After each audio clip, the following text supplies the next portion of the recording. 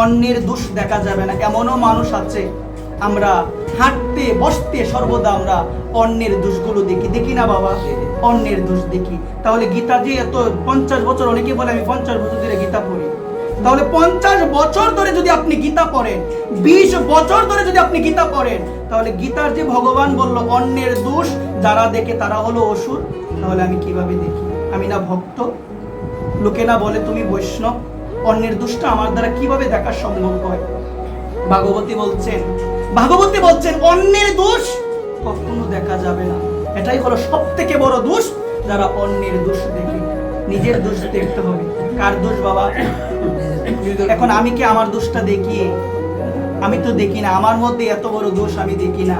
আর অমুকে কি করলো, তমুকে কি করলো, সেটা আমি বাজারে গিয়ে আলোচনা করি, বিভিন্ন জায়গার মধ্যে গিয়ে আমি আলোচনা করি। অথচ আমি ভাবি না যে আমার মধ্যে যে এত দোষ রয়েছে, এগুলো থেকে আমি কিভাবে মুক্ত হব? এখানে সকলের রাতুরাঙ্গা চরণে নিবেদন করে বলি, আর যাই করেন পাপটা বৈষ্ণব অপরাধ কখনো করিয়েন করলে কৃষ্ণ সেবা যতই করো না কেন, কৃষ্ণ কোনোদিন সেই সেবা গ্রহণ করবে না। একবার যদি কোনো সাধুর চরণে, কোনো বৈষ্ণবের চরণে তোমার অপরাধ হয়ে যায়, তোমার ভক্তিলতা বীজ আপনা থেকে শুকিয়ে যাবে। নামে রুচি থাকবে না, সেবায় রুচি থাকবে না, সাধু নিন্দা হবে, এবং যেখানে নিন্দা হবে সেখানে যেতে ভালো লাগবে। সাধু নিন্দা, বৈষ্ণব নিন্দা করতে মন চাইবে। একবার যদি বৈষ্ণব চরণে অপরাধ হয়ে যায়, তাহলে ভাগবত পাঠও আর ভালো লাগবে না। একবার যদি মনে হয় রুচি কমছে, নামে রুচি কমে, রুচি বাড়ে না। ভক্তি জীবন হলো এমন একটা জীবন যে জীবনে ডে বাই ডে, দিনের পর দিন ভক্তি বাড়বে। আর যদি কমে মনে হয়, বুঝবেন সাধুর চরণে, বৈষ্ণবের চরণে অপরাধ হয়েছে। বৈষ্ণবের চরণে অপরাধ হলে কি হয়? আমরা দেখতে পেয়েছিলাম শ্রীবাস ঠাকুর পঞ্চতত্ত্বের মধ্যে একজন হলো, যার নাম কি? শ্রীবাস ঠাকুর। ওই শ্রীবাস ঠাকুরকে সমাজের মধ্যে অপদস্থ করার জন্য চাপাল গোপাল বিভিন্ন পরিকল্পনা করে তাকে অপদস্থ করেছিল। করার পরে সমাজে তার নামকে ডুবানোর জন্য, দেখো ভক্ত হয়ে ঘরের মধ্যে দরজা লাগিয়ে তারা কি করে, সেই সুযোগ নিয়ে চাপাল গোপাল রাত্রিবেলায় মায়ের প্রসাদ, সে ছিল ভবানী মায়ের উপাসক, ওই চাপাল গোপাল মায়ের প্রসাদ রক্ত মদ আদি শ্রীবাস ঠাকুরের শ্রী আঙ্গিনার সম্মুখে রেখে সবাইকে ডেকে বলছে, দেখো সে কি করে। সবাইকে ডেকে বলে বেড়ায় সে ভক্ত, সবাইকে বলে বেড়ায় সে হরিনাম করে, দেখো রাত্রিবেলা সে কি করে। শ্রীবাস ঠাকুরের চোখে জল, কিছু বলে নাই। ভক্ত তো কিচ্ছু বলবে না। আমি হয়তোবা বলবো, যে ব্যক্তি এই কাজটা করেছে আমার চরণে যেন সয়, প্রভু তোমার চরণে যেন না সয়। এই কথাটা আমি বেশি শুনি। এই যে কথাটা বলেন, এটা তামসিক ভক্তি। এই ভক্তি যারা করে গোবিন্দের কাছে, তাদের ধ্বংস হয়। তাদের কি হয়? কারণ যারা ভক্ত তারা বলবে আমার ক্ষতি করো, আমাকে বকুক, আমার নিন্দা করো, কিন্তু প্রভু তোমার জন্য আমার এই প্রার্থনা, যে আমার নিন্দা করে তার মধ্যে অজ্ঞানতা রয়েছে, তুমি কৃপা করো, তুমি করুণা করো। কিন্তু আমি বলি কি জানো, আমার চরণে যেন সয়, প্রভু তোমার চরণে যেন না সয়। এটা কোন ভক্তি? অন্যের ক্ষতি চেয়ে, অন্যের সর্বনাশ চেয়ে যদি গোবিন্দের কাছে প্রার্থনা করা হয়, এটা হলো তামসিক ভক্তি। ওই ভক্তির মাধ্যমে অন্যের তো সর্বনাশ হবে না, নিজের সর্বনাশই হবে। একবার আজকে চাপাল গোপালকে অপদস্থ করার জন্য, সমাজের মধ্যে একদম পচানোর জন্য, ওই শ্রীবাস ঠাকুরের আঙ্গিনায় এইরকম কাজ করেছিল চাপাল গোপাল। কিন্তু শ্রীবাস ঠাকুর যখন ঘর থেকে বেরিয়ে দেখলো তার দরজার সামনে এমন এমন দ্রব্যগুলো রাখা, একটু কষ্ট পেয়েছে, কিন্তু মুখ দিয়ে কিছু বলে না। কিন্তু জানো, যে ভক্তকে অপমান করতে চায়, যে ভক্তকে আঘাত করে, ভক্ত সহ্য করলেও একজন সহ্য করতে পারে না। তিনি কে? আমি ভক্ত বড়ই ভালোবাসি। আমার ভগবান বলছে, ভক্ত ছাড়া আমি কিছু বুঝি না। আমি ভক্তকে অনেক ভালোবাসি। ভক্ত আমার মাতা পিতা, ভক্তই আমার গুরু, ভক্তই আমার নাম রাখিয়াছে বাঞ্ছা কল্পতরু। ভক্ত যদি প্রেম সহকারে আমাকে দেয়, আমি সেটা গ্রহণ করি। আজকে চাপাল গোপাল যখন এহেন কাজ করলো, আমার মহাপ্রভু অন্তর্যামী, তিনি জানে। কিন্তু শ্রীবাস ঠাকুর কিচ্ছু বলে নাই। আমার মহাপ্রভু বলল, যে আমার ভক্ত শ্রীবাসকে অপদস্থ করার জন্য এহেন কাজ করেছে, তার অঙ্গের মধ্যে আগামী 3 দিনের মধ্যে যেন কুষ্ঠবিধি দেখা দিয়ে। প্রভু সহ্য করতে পারে নাই। শ্রীবাসের মতো ভক্ত, যাকে অপদস্থ করার জন্য এহেন কাজ করেছে, শ্রীবাসের কতটুকু বিশ্বাস আমার ভগবানের প্রতি, আমার গৌরহরির প্রতি। আমার গৌরহরি যখন জানতে পেরেছিল শ্রীবাস ভিক্ষা করে না, তখন শ্রীবাসের কাছে গিয়ে বলো, শ্রীবাস তুমি ভিক্ষা কেন করো না? এই পয়েন্টটা একটু মনে রাখো। বলছে তুমি ভিক্ষা কেন করো না? তখন শ্রীবাস করজোর করে প্রভুকে বলেছিল, প্রভু সর্বধনের ধনী যদি কারো ঘরে থাকে, তার কি কোনো কিছুর অভাব হয়? বাবা, সর্বধনের ধনী কে গো মা? তোমরা বলো। আমার গৌর হরি। আজকে গৌর হরি যখন শ্রীবাসকে বলল তুমি ভিক্ষা কেন করো না, তখন সে বলছেন, প্রভু গো সর্বধনের ধনী যদি কারো আঙ্গিনায় থাকে, তার তো কোনো কিছুর অভাব হয় না। আমরা ভাবি সর্বধনের ধনী হলো যার টাকা পয়সা অনেক বেশি, সেই তো অনেক ধনী। কিন্তু আজকে শ্রীবাস জগৎকে একটা বিশেষ বার্তা দিয়ে গেল, যে ব্যক্তি গৌর চরণকে হৃদয় মাঝে ধারণ করতে পারে, তার মতো ধনী এই ত্রিজগতে আর কেউ নাই। একবার তার মতো ধনী আর কেউ নাই। শ্রীবাস সবাইকে জানিয়ে দিল যে যদি সর্বধনের ধনীকে হৃদয় মাঝে রাখতে চাও, সর্বদা বলো, হ্যাঁ গৌর হরি তুমি আমায় কৃপা করো, হ্যাঁ গৌর হরি তুমি আমায় কৃপা করো। যে বলে না হ্যাঁ গৌর হরি, যে বলে ভজ গৌর হরি, যে বলে হ্যাঁ গৌর হরি, আমার নিতাই বলছে আমি তার কাছে বিক্রি হয়ে যাই, আমি তার কাছে বিক্রি হয়ে যাই। আমরা গানে বলি না, যারে দেখে তারে কহে দন্তে তৃণ ধরি, আমারে কিনে আলো ভজ গৌর হরি, আমারে কিনে আলো ভজ গৌর হরি। দেখো এই জগতে বিভিন্ন কিছু কিনতে গেলে অনেক রয়েছে, সবকিছু কিনতে গেলে তুই টাকা দরকার, কিন্তু আমার নিতাই ধন এমন ধন যে ধনকে কিনতে গেলে টাকা লাগে না। টাকা যদি না লাগে আপনারা সবাই কিনবেন না? আওয়াজ দিয়ে কেউ বলে না টাকা লাগে না গো। কি বলছে জানো নিতাই চাঁদ? যারে দেখে তারে কহে দন্তে তৃণ ধরি, আমারে কিনি আলো। একবার বলো হ্যাঁ গৌর, একবার বলো সবাই হ্যাঁ গৌর। যে বদনে বাবা একবার বলে গৌর হরি, আমার নিতাই চাঁদ তার কাছে বিক্রি হয়ে যায়। আর যার সঙ্গে নিতাই তাকে, তার জীবনে কোনো অমঙ্গল হয় না। বিপদ আসবে বাবা, দুঃখ আসবে, ভক্তের জীবনে দুঃখ থাকে। চৌরাগ্য গণ্য পুরুষ অষ্টকমে বলা হয়েছে, তার জীবনে সব থেকে বেশি কষ্ট যে গোবিন্দকে সবকিছু দিয়ে দিয়েছে। গোবিন্দ বলবে পরীক্ষা করে দেখবো সবকিছু দিতে পেরেছো কিনা। আমি তো মুখে বলি আমার মতো অদম কেউ নাই গো, আমি তো মুখে বলি আমার মতো কাঙ্গাল কেউ নাই, আর মনের মধ্যে আমার প্রচুর পরিমাণে অভিলাষ। কিসের কাঙ্গাল? এত সহজ নয়। আমি যদি এই জায়গায় বসে বলি আমার মতো কাঙ্গাল আর কেউ নাই, আর আমি যদি মনে মনে রাখি আমার ঘর দরকার, আমার বাড়ি দরকার, আমার এই অভিলাষ হওয়া সম্ভব নয়।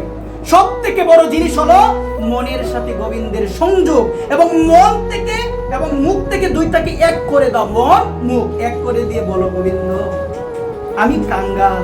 কে কাঙ্গাল গো? যে ধনী সে কাঙ্গাল, না যে গরিব সে কাঙ্গাল? ধনীও কাঙ্গাল নয়, গরিবও কাঙ্গাল না। কাঙ্গাল কে জানো? লক্ষ কোটি যার টাকা আছে, টাকার পরে সমস্ত টাকা যে গৌর গোবিন্দের উদ্দেশ্যে দান করে দিয়েছে, যার অনেক টাকার পরে শুধু গোবিন্দ সেবা, বৈষ্ণব সেবা নিজের মন থেকে মেনে নিয়েছে, এগুলো কোনো কিছু আমার নয়, গোবিন্দ আমানত হিসাবে দিয়েছে, একদিন নিয়েও যেতে পারে, শুধু তার সেবা করে যাবো, সে হলো কাঙ্গাল। সে হলো কাঙ্গাল। আর ওই কাঙ্গালকে ভালোবাসে আমার মহাপ্রভু। কাঙ্গালকে কে ভালোবাসে? আমার মহাপ্রভু। তিনি তো কাঙ্গালের ঠাকুর। কাঙ্গাল হয়ে এসেছেন, ভগবান হয়ে আসেন নাই। তিনি ওই ভক্তের চরণ দোলার মধ্যে গড়াগড়ি দিয়েছেন, এবং আমাদেরও করণীয় হলো যখন কোনো সঙ্গে যাব, ওই চরণ দুলি একটু শিরে ধারণ করবো, অঙ্গে ধারণ করবো। মনে রাখবেন এই দুলি কোনো সাধারণ দুলি নয়। আজকের এই জায়গাটা এটা কার ঘর? দেখে আওয়াজ করে বলো, এটা কার ঘর? এটা কার ঘর? নব বৃন্দাবন। আমার বাবারা জানে গো, নব বৃন্দাবন।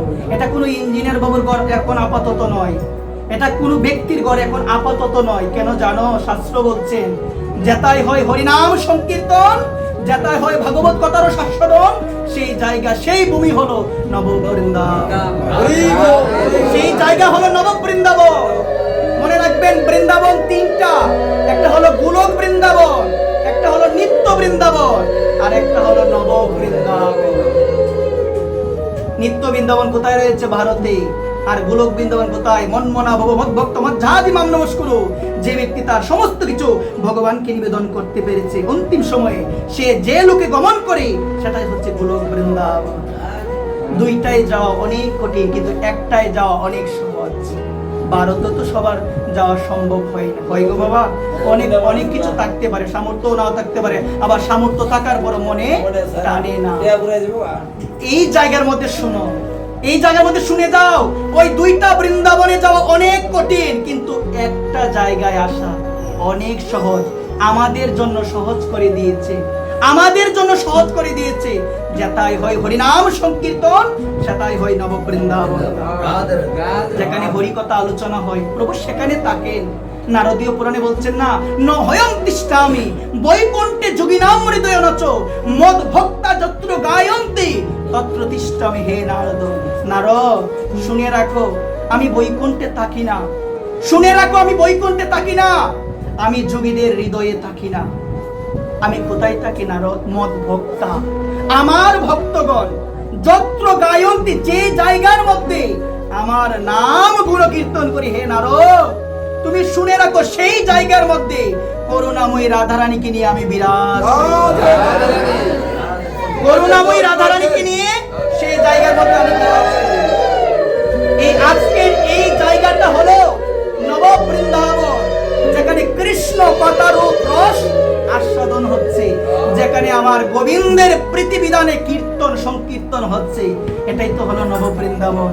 আসো নব বৃন্দাবনে, ভক্তের চরণ দুলার মধ্যে গড়াগড়ি দাও, আর গোবিন্দের কাছে কেঁদে কেঁদে একটাই বলো, গোবিন্দ আমার অন্তিম বেলাটাও যেন এই ভক্তের মাঝখানে হয়। সবাই বলো রাধে।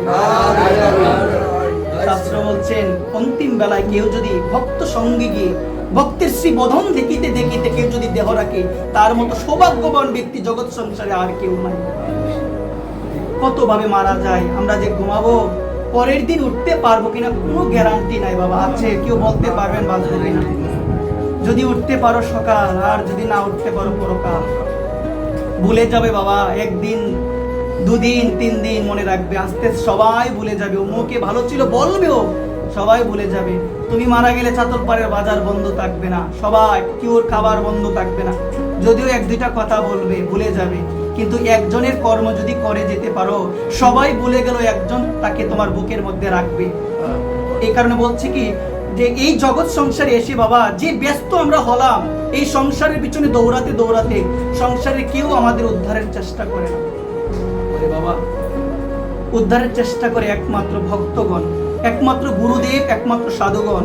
এই কারণে যদি জীবনে ভগবানকে আমি ভালো নাই বাসতে পারি, আমি যদি ভগবানকে মন প্রাণ নাই দিতে পারি, আমার এই জীবন বৃথা। দেহ তো একদিন রাখতেই হবে, চাও বা না চাও। মৃত্যুর সঙ্গে কেউ পারবে না লড়াই করে। তুমি লক্ষ কোটি টাকার মালিক, মৃত্যু যখন আসবে বলতে পারবে না, ও মৃত্যু আমি লক্ষ কোটি টাকার মালিক, তুমি এসো না, দুদিন পরে আসো আমার কাছে। শুনবে না, শুনবে না, সেদিন মৃত্যু তোমার কথা শুনবে না। মৃত্যুর সঙ্গে লড়াই করে কেউ পারে না। ওই মৃত্যু হলো ভগবানের একটা নাম, কাল, যেদিন আসবে আর রক্ষা নাই। এই কারণে বারাটিয়া রূপে এসেছি, আবার চলে যেতে হবে। এই জগতে বারাটিয়া কে বাবা? বারাটিয়া কে গো? যার ঘর নাই, যার ঘর নাই, অন্য আরেকজনের বাড়িতে থাকে, আমরা বলি ভাড়াটিয়া। বলে রে বাবা, ভাড়াটিয়া তো মনে শান্তি নাই রে বাবা, মালিকের ইচ্ছা হলে গাড় ধাক্কা দিয়ে উঠিয়ে দে, সবসময় মালিকের মন রক্ষার্থে চলি। বলে না, তাহলে আমরা তো চলি না মন রক্ষার্থে মালিকের। মালিক কি চাই গো? মালিক তো একজন, সে কি চায়? জাগতিক ভাবে মালিক কথা বলে শুনতে হয়, না শুনলে উঠাই দিব, কিন্তু ওই মালিকটা কি চায়? এই মালিকটা কি চায়? এদিকে যাবো কেন? কেন এটা তো আমার ঘর, আমার ঘর, আমার বাড়ি। এই তো তোমার জমিদারি থাকবে না। যেদিন যমরাজ করবে সমনদারি, সেদিন কার দোয়াই দিবে? ছেলে মেয়ে কেউ যাবে না। আপন না ছেলে তোমার, তোমার তো ছেলে অনেক আপন, তোমার মেয়ে অনেক আপন, কেউ যাবে না, কেউ যাবে না। ওই কারণে বলছে কি, যারা প্রকৃত চালাক তারা ভাবে এসেছি জগতে, একটু করে যায় সৎকর্ম, একটু ভগবানের নাম করে যায়, একটু রাধারানীকে দেখে যায়। আজকে যখন চাপাল গোপাল আমার ভক্ত শ্রীবাসকে, শ্রীবাসের মতো একজন ভক্তকে অপদস্থ করার জন্য তিনি এমনও কাজ করলো, মহাপ্রভু তাকে অভিসম্পাত করলো। কি করলো গো? আগামী 3 দিনের মধ্যে সারা অঙ্গে কুষ্ঠবিধি দেখা দিবে। দেখা দিল, দেখা দেওয়ার পরও কোনো সূচনা নাই, অনুশোচনা নাই। বলছে মা, সে তো মা ভবানীর ভক্ত ছিল, মা কালীর ভক্ত ছিল। বলছে মা গো, সারাটা জীবন তোমায় ডেকে গেলাম, আজকে আমার এহেন দশা। মা স্বপ্নে আদেশ করে বলল, তুই যে কাজ করেছিস তোর কি এহেন গতি হবে না? তুই ভগবানের ভক্ত, যিনি আমার আরাধ্য, তার জন্য তুই অপরাধ করেছিস, তোর আর কোনো রক্ষা নেই যদি সে তোকে কৃপা না করে। তারপরও মনে অনুশোচনা নাই। আমাদের সমাজে এমনও মানুষ আছে, হাজার খারাপ কাজ করার পরেও মানুষে বলে ক্ষমা চাওনি, আরে না আমি ক্ষমা চাইবো না। এইরকম চাপাল গোপালের জীবনে দেখো, কিন্তু শেষ গতিটা কি হয় যাও একটু এদিকে। যখন সে চিন্তা করলো চাপাল গোপাল, সে ভাবলো আমি তো অনেক জ্ঞানী, অনেক জানি, আমি শ্রীবাসের মতো একজন কাঙ্গালের কাছে গিয়ে আমি মাথা নত করবো না। ওই মহাপ্রভুর কাছে করা যায়, অনেক জানি অনেক বুঝি। মহাপ্রভুর কাছে গেল, দেখো তখনও এত বড় রূপ দেখা দিল, তখনও সে আত্মগরিমা। এমনও অনেক মানুষ আছে বিছানায় পড়ে গেল, আত্মগরিমা কমে না, আছে এমন অনেক মানুষ। আজকে তার এত বড় রূপ দেখা দিল, কিন্তু তাকে বলা হলো যাও তার চরণে, যার চরণে অপরাধ হয়েছে। যাই নাই, বলছেন এর মতো একজন ভক্তের কাছে আমি যাব? কাঙ্গাল, দীন দরিদ্র শ্রীবাস, ওর কাছে যাওয়া যাবে না। মহাপ্রভুর কাছে যাওয়া যেতেই পারে, অনেক জ্ঞানী, অনেক জানে, যিনি দিগ্বিজয় পণ্ডিতকে পরাজয় করেছে, তার কাছে যাওয়া যেতেই পারে। মহাপ্রভুর কাছে গেল, মহাপ্রভু তার মুখী দর্শন করলো না। বলছে আমি তোমাকে কৃপা করতে পারবো না, আমি তোমাকে ক্ষমা করতে পারবো না। যার চরণে অপরাধ হয়েছে শ্রীবাস যদি তোমাকে ক্ষমা করে, তাহলে তুমি বৈষ্ণব অপরাধ থেকে মুক্ত হতে পারবে। বাবা, একটা কথা বলি, এখন শ্রীবাসের কাছে যদি যায়, শ্রীবাস কি ক্ষমা করবে না? আমি হয়তোবা বলতাম আমার এই কাজটা করেছে আমাকে পচানোর জন্য, কোনো ক্ষমা নাই তার। কিন্তু বৈষ্ণব যিনি হবে, বৈষ্ণব হৃদয়টাকে উদার, নবনীত, কোমল, এই হৃদয়টা একদম নরম, কোনো জীবের প্রতি কোনো হিংসা নাই। যে সারা জীবন কষ্ট দিয়েছে, সে যদি বুঝতে পেরে বৈষ্ণবের কাছে যায়, বৈষ্ণব তাকে আলিঙ্গন করে নিবে একবার। আজকে শুনেও, মনোযোগ সহকারে শুনো, আজকে চাপাল গোপাল দেখলো আর তো কোনো পথ নাই। যখন আর কোনো পথ থাকে না, তখনই তো মানুষ কি করে, উপায় না পেয়ে তো যায়। এখন আর কোনো পথ নাই, কোনো উপায় নাই, কি করবে? গেল, কিন্তু মনে ইচ্ছা নাই, তারপরেও গেল। কার কাছে গেল? শ্রীবাসের কাছে। গঙ্গার ঘাটে গিয়ে শ্রীবাসকে দেখতে পেল। শ্রীবাস ভগবানের নাম করে নয়ন জলে ভাসছে। শ্রীবাসের কাছে গিয়ে যখনই তার অনুশোচনা করে সে বলতে লাগলো, সে যে কাজগুলো করেছে এগুলো ঠিক হয় নাই। শ্রীবাসের চরণে যখনই পড়বে, চরণে পড়তে দেই না, শ্রীবাস আলিঙ্গন করে নিয়েছে। আলিঙ্গন করে তো তোমার কোনো দোষ নাই, আলিঙ্গন করে নিয়েছে। আর যখনই আলিঙ্গন করেছে, কি অদ্ভুত, কি অপূর্ব লীলা! যে অঙ্গের মধ্যে কুষ্ঠব্যাধি ছিল, আজকে ভক্তের স্পর্শ পাওয়াতে সবকিছু দাও। বলো ভক্তকে আলিঙ্গন করো। কি বলছেন? স্পর্শতে হয় প্রেম তরঙ্গ, কররে মন সাধুর সঙ্গ, অতুলিবে প্রেম তরঙ্গ, তুমি নামেতে নাও ধিয়ভঙ্গ, সাধুর সঙ্গ তুমি কখনো ছেড়ো না, সাধুর সঙ্গ ছেড়ো না। আজকে দেখো বৈষ্ণব অপরাধ, যদি বৈষ্ণব অপরাধ কিভাবে হয়? কোন বৈষ্ণবের নিন্দা করা বৈষ্ণব অপরাধ, কোন বৈষ্ণবকে প্রহার করা, কোন সাধুকে, কোন বৈষ্ণবকে দেখার পরে যদি মাথা নত না করে, প্রণাম যদি না জানায়, হরে কৃষ্ণ, জয় নিতাই, জয় গৌর, জয় রাধে, জয় শ্রীমান নারায়ণ, কোনো কিছু বলে যদি অভিবাদন না জানায়, সেই সাধুর চরণে তোমার অপরাধ হয়ে যায়। কি করতে হবে? আপনি বলতে পারেন ও একজন ছোট, বা ও আমার থেকে বয়সে অনেক ছোট, 20 বছরের ছোট, 10 বছর ছোট, ওকে কি প্রণাম করা যায়? যদি ওই রকম ভাবনা থাকে, মনে মনে বলো জয় নিতাই, চলে যাও স্মরণ করে, জয় নিতাই, জয় গৌর, জয় রাধে স্মরণ করে চলে যাও। বর্তমান সময় এটা হয় না, করি না। কিভাবে যে অপরাধ! এই কারণে তুই অনেকে বলে এত ধর্মকর্ম করি, কোনো কিছু তার হচ্ছে না, হবে কিভাবে? শেষের দিনে গিয়ে হিসাব আর মিলতো না। সেদিন কইবান যে এত কিছু করছে, মিলে না গেলে তখন ওই চিত্রগুপ্ত হিসাব দিবে যে এটা করেছো, এটার মধ্যে দেখো কোনটা ঘাটতি রয়েছে, ওইটা করেছো, ওইটার মধ্যে কোনটা ঘাটতি রয়েছে। শেষ করে আরেকটু বিশ্বাস করে দিব। তো এই জায়গার মধ্যে শুনো বাবা, একটু শুনো, এটা নাকি রেখে দাও। তো এই জায়গায় বলছে কি, আমরা যদি কোনো বৈষ্ণবকে দেখার পরে আমরা যদি এগুলো না করি, যদি অভিবাদন তাকে না জানাই, সেই সাধুর চরণে আমাদের অপরাধ হবে। তারপরে বলছেন বৈষ্ণবকে দেখে আনন্দিত না হওয়া। বাবা এটা শুনো, এটা শুনে যাও, জীবনে কাজে দিবে যদি মনে রাখতে পারো। বৈষ্ণবকে দেখে যদি আনন্দিত না হও, আমরা অনেক সময় আছেন, আমি বলি দেখো শুনে যাও, কোন সাধুর প্রতি যদি অশ্রদ্ধা থাকে, তার সেবা তো দূরের কথা, তাকে দেখতে যেও না। বিনোদ বাবার কথা, কোন সাধুর প্রতি যদি অশ্রদ্ধা থাকে যেও না, গেলেই তার দোষ দেখবে, আরো অপরাধ হবে। যেই ভক্তই হোক না কেন, যে বৈষ্ণব হোক না কেন, তুমি বিচার কিভাবে করবে যে সে বৈষ্ণব ভালো না, সে বৈষ্ণব খারাপ না?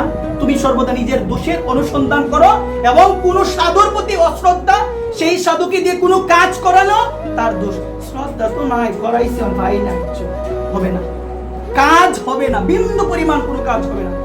এই কারণে বলছি, যার প্রতি তোমার অশ্রদ্ধা থাকবে, তাকে দেখলেও দোষ দেখবে, আর তার সম্বন্ধে শুনলেও তুমি ফুলে ফুলে বিভিন্ন কথা একবার এগুলো করা যাবে না। তো বলছে কি, বৈষ্ণবকে প্রহার করা, বৈষ্ণব নিন্দা করা, বৈষ্ণবকে হত্যা করা, হত্যা তো হয় না, হত্যা হয় গো, হিংসা করা, আনন্দিত না হওয়া, অভিবাদন না জানানো, এগুলো করলে 6 প্রকারে বৈষ্ণব অপরাধ হয়। আর একবার যদি হয়ে যায়, ভক্তিলতা বীজ শুকিয়ে যাবে। একটা পাগলা হাতিকে যদি একটা বাগানের মধ্যে দিয়ে দিই, বাগানটাকে কি করবে? তছনছ করে দিবে। ঠিক সেই রকম তোমার জীবনটাও আস্তে আস্তে আস্তে আস্তে সমস্ত রস শুকিয়ে যাবে, একদম চাই হয়ে যাবে একবার প্রেম। কি বলছে জানো? বৈষ্ণবতে হয় যদি ক্ষুদ্র অপরাধ, কোটি কোটি ভজনেতে পড়ে যায়। কোন গ্রামে, চৈতন্য চরিতামৃত বলছে, কোন গ্রামে কোন শুদ্ধ ভক্তে একজন যদি অপমান করে, সমস্ত গ্রামের লোককে এই পীড়া ভোগ করতে হয়। কোন শুদ্ধ ভক্ত যার মনে কোনো অভিলাষ নাই, একমাত্র অভিলাষ হলো, হাগুর তুমি আমায় কৃপা করো, হা নিতাই তুমি আমায় কৃপা করো, নিতাই বিনে বান্ধব কেউ নাই। একবার যদি বলো দিন অন্তে, হা নিতাই আমি তোমার হলাম। বাবা বলবেন না? সবাই আওয়াজ করে বলেন না, হা নিতাই। আমার মহাপ্রভু বলছে, বাবা দিন অন্তে একবার যদি কেউ বলে হা নিতাই, এমনও দিন চলে যায় নিতাই নাম কেউ করে না, এমনও দিন চলে যায় সেবা দেন না, যত কিছু করেন না কেন, ধনির মধ্যে কার নাম আগে আসে?